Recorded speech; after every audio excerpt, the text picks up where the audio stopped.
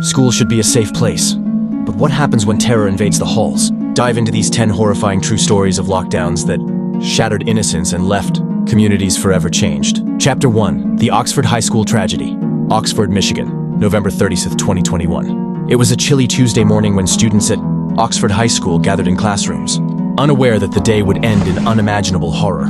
At 12:51 p.m., the first 911 calls rang out. Gunshots inside a classroom. Students screamed. Lockdown protocols were triggered almost instantly. The shooter, 15-year-old sophomore Ethan Crumbly, had brought a 9mm Sig Sauer SB 2022 semi-automatic handgun to school, hidden in his backpack. Just days earlier, his parents had purchased the weapon as an early Christmas gift. Despite warnings from teachers and administrators about disturbing drawings and behaviors, no decisive action had been taken. The attack lasted roughly 5 minutes. In that time, 4 students, Tate Meyer, Hannah St. Juliana Madison Baldwin, and Justin Schilling, lost their lives. 7 others, including a teacher, sustained injuries. Tate Meyer, a football player, reportedly tried to disarm the shooter and was hailed as a hero posthumously. Inside the school, chaos reigned. Classroom doors slammed shut. Lights turned off. Students texted family members goodbye messages. One freshman later described hiding under a desk while hearing gunshots echo in the hallway. Another told how their teacher barricaded the door with desks and told everyone to stay. Absolutely silent. Police arrived within 5 minutes of the first emergency call and took Crumbly into custody without resistance. He was charged as an adult with terrorism and multiple counts of murder. His parents were also charged with involuntary manslaughter, the first time in U.S. history that parents were held criminally liable in a case like this. The aftermath left the community in shock. Vigils were held, tributes poured in. Survivors struggled with trauma. A student-led movement began, demanding stricter gun control laws and better mental health resources in schools. One harrowing detail that still haunts many: the school had conducted active shooter drills just weeks prior, yet students admitted that nothing could have prepared them for the real thing. The Oxford shooting is a chilling reminder that lockdown drills, while necessary, are not enough. When warning signs are ignored and guns are accessible, tragedy can strike even in the most prepared schools. Chapter 2. The Saugus High School Shooting. Santa Clarita, California, November 14th, 2019. It was just after 7:30 a.m. at Saugus High School, and students were making their way onto campus, chatting about upcoming tests, school dances, and weekend plans. In the middle of the quad, 16-year-old Nathaniel Burhow, dressed in all black, reached into his backpack, pulled out a .45 caliber semi-automatic handgun, and began shooting. The entire attack lasted just 16 seconds. Within that short window of time, Burhow fatally shot 2 of his classmates, 15-year-old Gracie Muehlberger and 14-year-old Dominic Blackwell, and wounded 3 others. Then with his last bullet, he turned the gun on himself. He collapsed on the ground as students around him screamed, scattered, and sought shelter. Inside the classrooms, lockdown was declared immediately. Teachers rushed to secure doors and herd students into corners, away from the line of sight. Some students had no idea what was happening. Others texted their parents frantically, hiding behind chairs and backpacks. Social media exploded with messages from terrified teens. SWAT officers and sheriff's deputies arrived on campus within minutes, searching for additional threats. Helicopters buzzed overhead. Ambulances lined up at the school's front gate. Law enforcement later found that Burhow had no manifesto, no online rant, and no clear motive. What shook the community even more was how unassuming Burhow had seemed. On the surface, he was a cross-country runner and a Boy Scout. He had friends. He wasn't a loner. But behind the scenes, he was grieving the recent death of his father and quietly battling internal demons. Investigators would later conclude that he planned the shooting in advance, choosing his 16th birthday to carry out the attack. In interviews afterward, students described the horror of hiding in closets, of hearing screams in the hallways, of not knowing whether the next knock on the door would be help or the shooter. One student told a reporter, "It was like time froze. I kept waiting to wake up." The lockdown itself lasted hours. Even after Burhow was confirmed as the lone shooter, law enforcement had to sweep every building, clear every hallway, check every bag. Parents were told to wait at a reunification site nearby. Some waited over 4 hours to see their children. One particularly gut-wrenching account came from a mother who received a text from her daughter during the lockdown that read, "Mom, I think there's a shooter. I love you so much." She didn't hear from her daughter again for nearly 2 hours. Those were the longest 2 hours of her life. In the wake of the shooting, Saugus High School underwent major security changes. Metal detectors were installed, counselors were brought in, but for many students, the trauma lingered. Some never returned. Others struggled with survivor's guilt. And some, like the friends of the victims, still visit the campus memorial every year, leaving flowers and notes behind. One lesson that emerged from the tragedy: school shootings can happen anywhere, even in close-knit, seemingly safe suburban neighborhoods. And sometimes, the quietest person in the room is the one harboring the loudest pain. Chapter 3, The Michigan State University Shooting. East Lansing, Michigan, February 13th, 2023.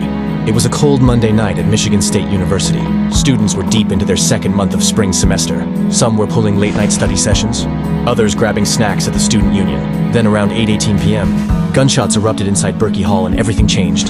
The shooter, 43-year-old Anthony McRae, had no known ties to the university. Carrying a 9mm handgun and wearing a mask, he entered an academic building and began firing into classrooms. In quick succession, he made his way to the student union, another central hub of activity on campus, and opened fire again. Students fled in every direction. Some jumped out of windows. Others barricaded themselves in bathrooms, classrooms, even janitorial closets. Word of the attack spread fast, triggering a full university-wide lockdown. Campus police issued a chilling alert: run, hide, fight. In the 3-hour manhunt that followed, thousands of students received real-time updates on their phones. Shooter last seen heading west. Do not open doors. Shelter in place. Police swept buildings one by one. Sirens howled across the city. Parents nationwide, many watching live on cable news, were glued to their phones, desperately trying to reach their kids. 3 students were killed in the initial shooting. Alexandria Verner, a star athlete from Clawson, Michigan. Brian Fraser, the president of his fraternity. Ariel Anderson, who dreamed of becoming a pediatrician. 5 more students were critically injured, some requiring multiple surgeries. All were undergraduates. All were just trying to survive a normal Monday night. At 11:35 p.m., police found McRae in Lansing, roughly 5 miles away. As they approached, he shot himself in the head. His motive? Still unclear. What investigators did uncover was disturbing. A note in his backpack, listing additional targets, including schools in Ewing, New Jersey, where he once lived. The lockdown at MSU lasted nearly 4 hours. Students inside dorms turned off lights and pulled furniture against doors. Professors huddled with their students in classrooms, some using belts to secure doors. Dozens of 911 calls painted a chaotic picture. Sounds of screaming, footsteps, and banging in the dark. One freshman texted her dad, "There's a shooter. I'm hiding under a desk. I love you if anything happens." In the days following the massacre, the MSU community held candlelight vigils attended by thousands. Classes were canceled for a week.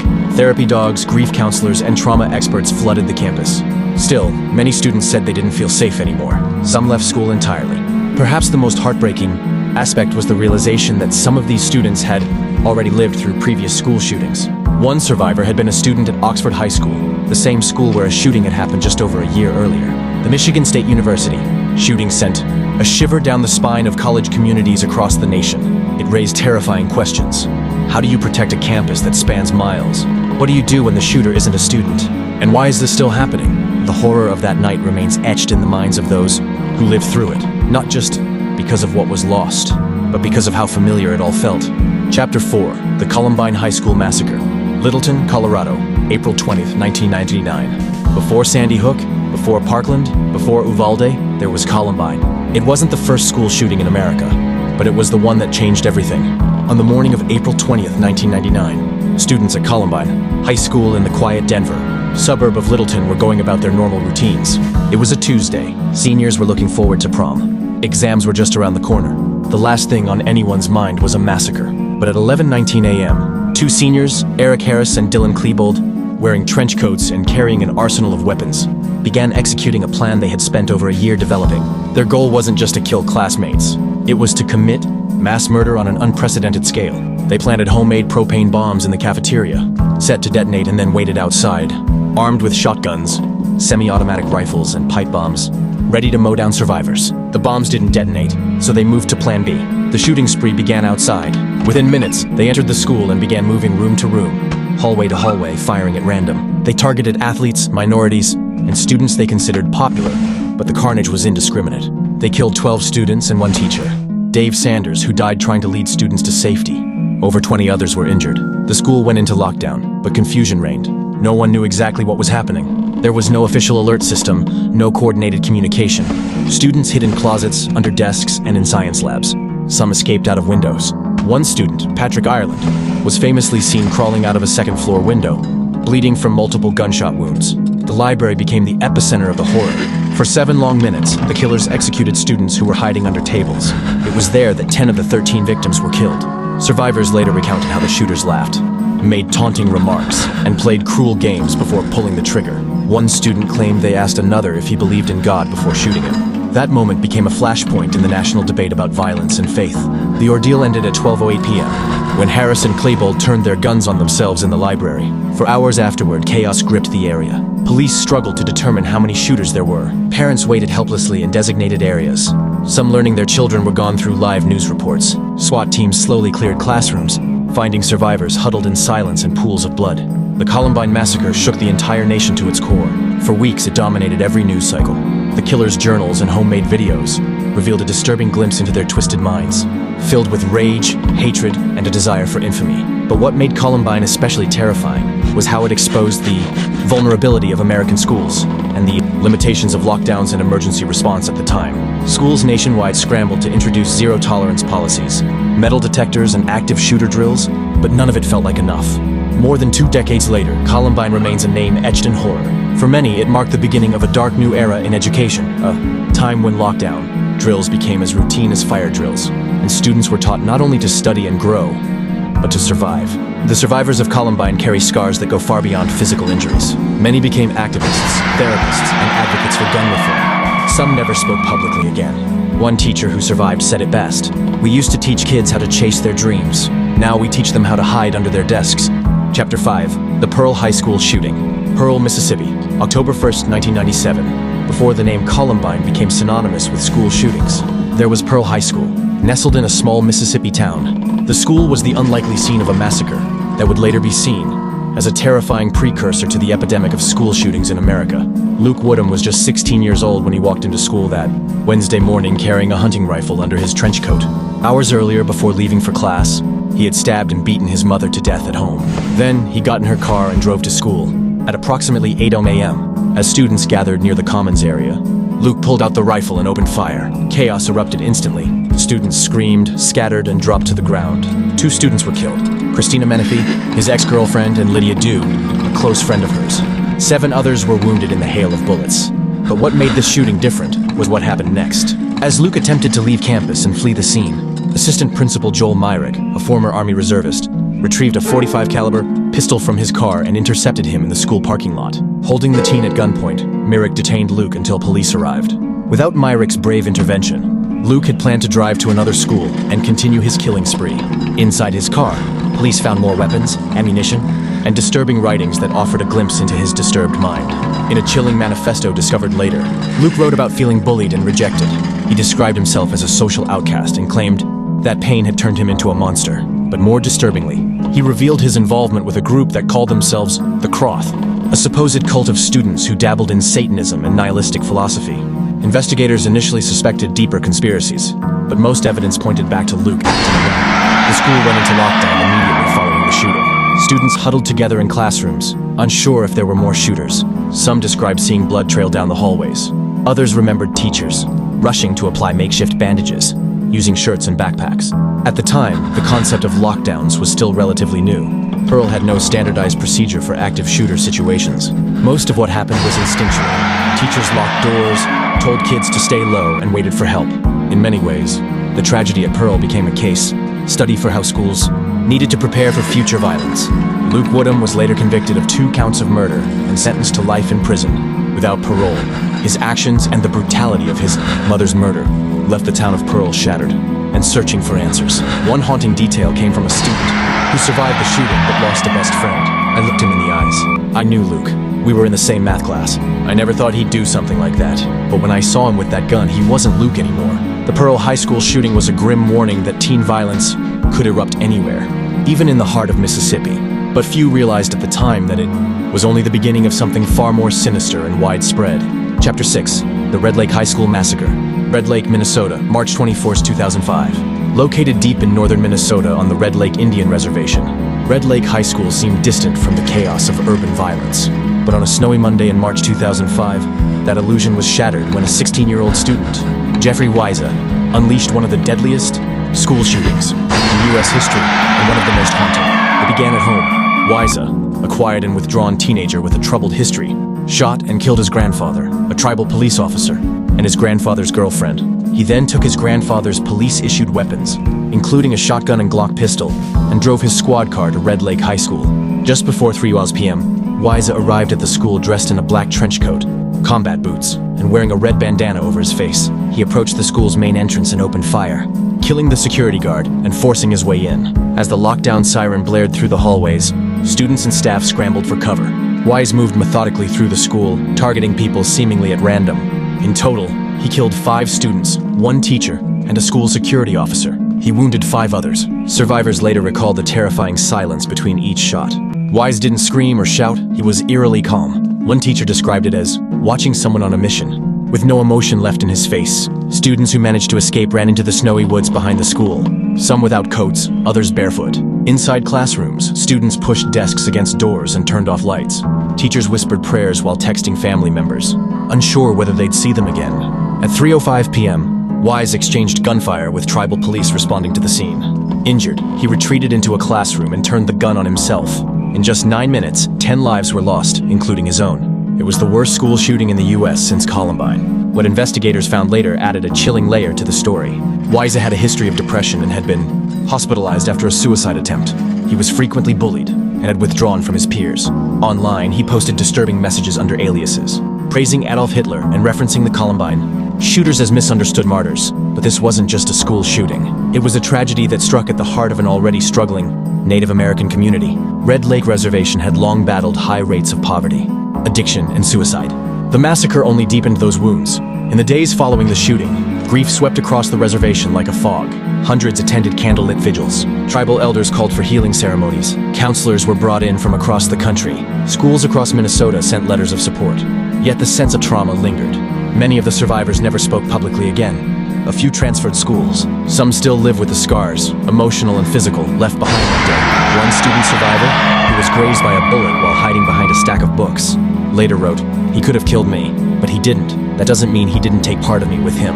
The Red Lake Massacre exposed how mental health issues, access to weapons, and isolation can combine into deadly outcomes even in the most remote corners of the country. And while it faded from national headlines far too quickly, the people of Red Lake never forgot. Chapter 7, the Santa Fe High School shooting. Santa Fe, Texas, May 18, 2018. It was the final weeks of the school year. Students at Santa Fe High School, just outside Houston, were preparing for summer break, final exams, end-of-year parties, graduation.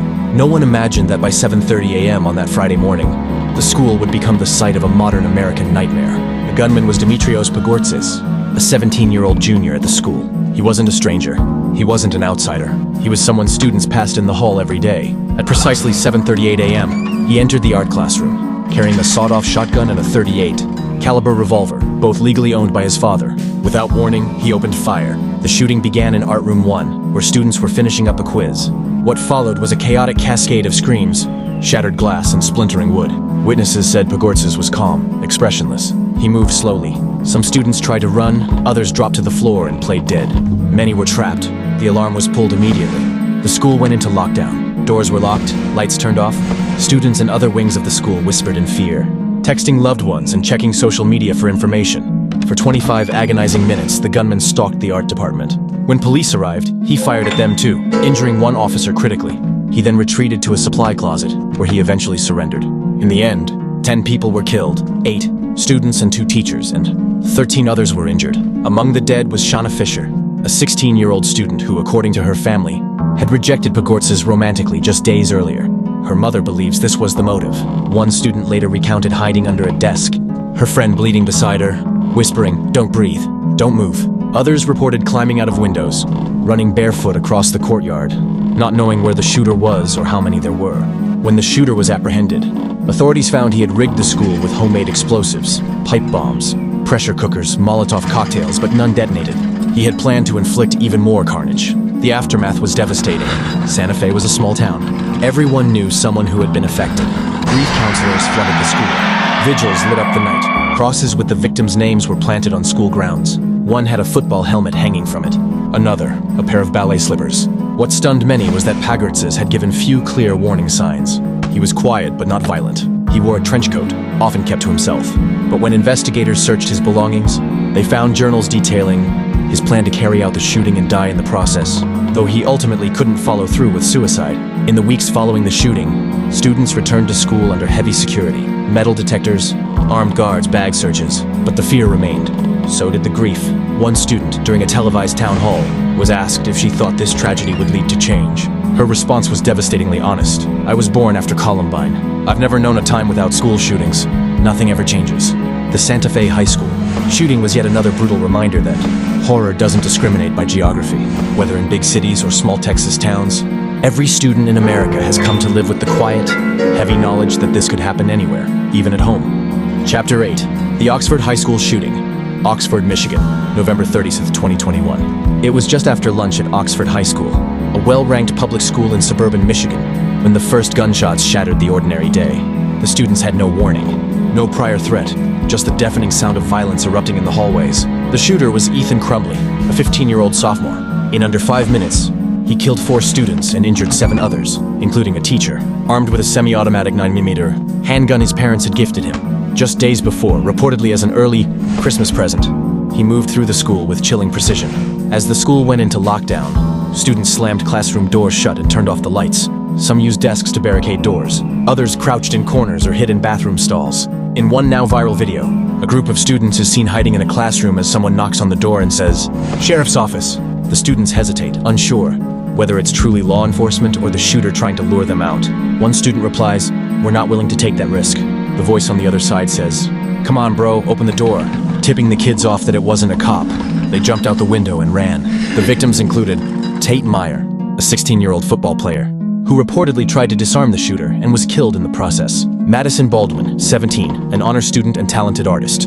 Hannah St. Juliana, just 14, the youngest killed. Justin Schilling, 17, who died the next day from his wounds. Hundreds of lives were forever changed in minutes. But what made this tragedy even more horrifying was that it may have been preventable. Just hours before the shooting, Crumbley had been pulled from class after a teacher spotted a disturbing drawing on his assignment. Images of a gun, a bleeding body, and the words, "The thoughts won't stop. Help me." School officials met with Crumbley and his parents. They were told he needed counseling and were urged to take him home that day.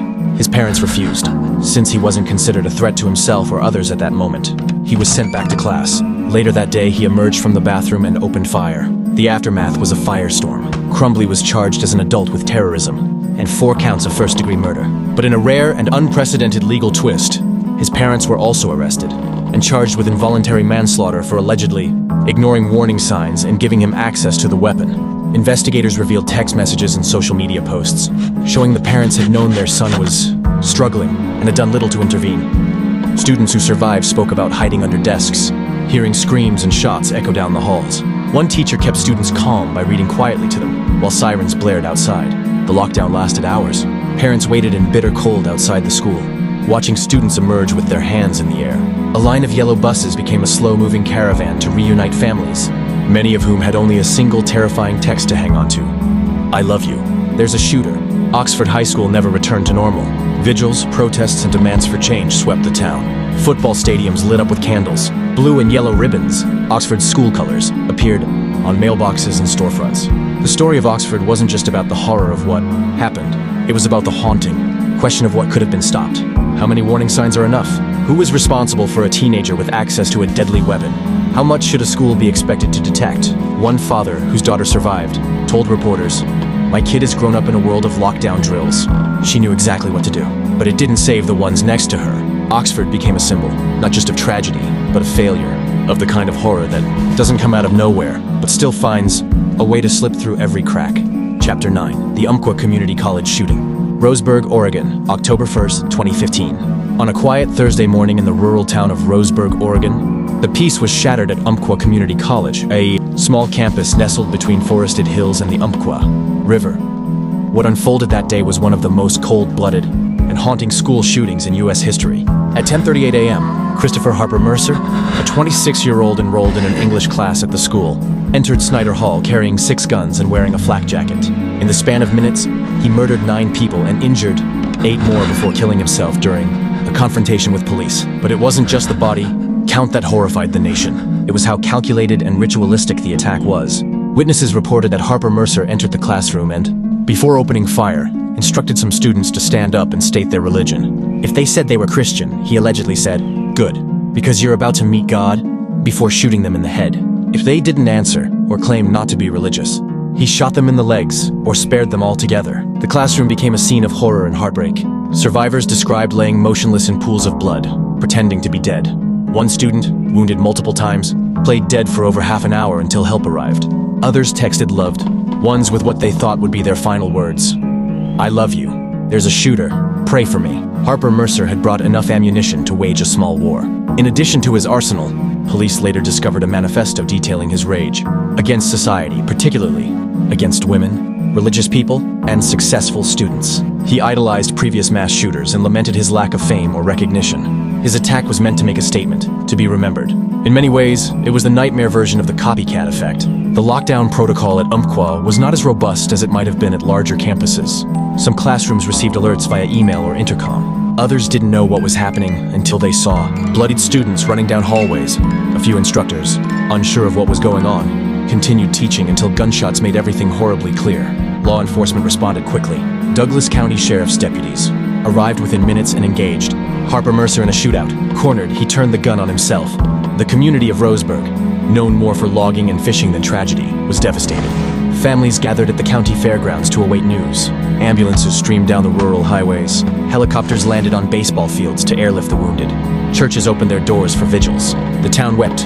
Among the victims were Lucero Alcaraz, 19, a bright biology major with dreams of becoming a pediatric nurse. Quinn Cooper, 18, who had just started college that week. Jason Johnson, 33, who had recently overcome drug addiction and returned to school to build a better life.